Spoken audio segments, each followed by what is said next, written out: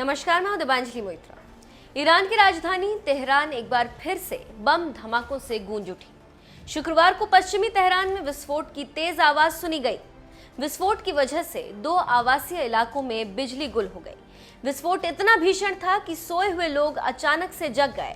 ये विस्फोट किस जगह पर हुआ, अभी इसका ठीक ठाक पता नहीं चल पाया। इस विस्फोट के बाद ईरान में सरकार के सुरक्षा उपायों को लेकर सवाल उठने शुरू हो गए।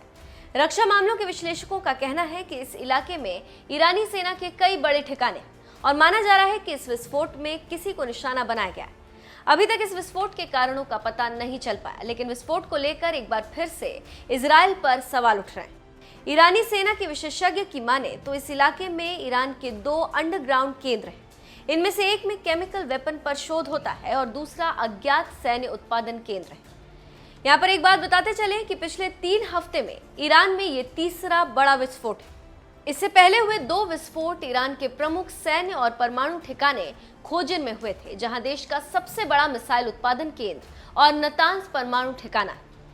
नतांज में यह हमला सेंट्रीफ्यूज असेंबली की बिल्डिंग में हुआ था।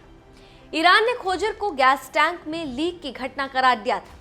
वहीं स्वतंत्र विश्लेषकों का कहना है कि यह अभी तक स्पष्ट नहीं है कि यह दुर्घटना थी या हमला था। ईरान ने राष्ट्रीय सुरक्षा का हवाला देकर नतांज परमाणु केंद्र में हुए विस्फोट का भी विवरण नहीं दिया। उधर पश्चिम एशिया के खुफिया अधिकारियों का कहना है कि नतांज परमाणु केंद्र पर हमले के पीछे इजराइल का हाथ था।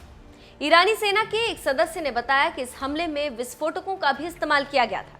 तो आप समझ सकते हैं कि इजराइल ने एक हफ्ते के अंदर दूसरा बड़ा हमला किया, जिससे ईरान को काफी नुकसान हुआ। देखना होगा कि आगे क्या होता है और ईरान इस पर क्या कहता है।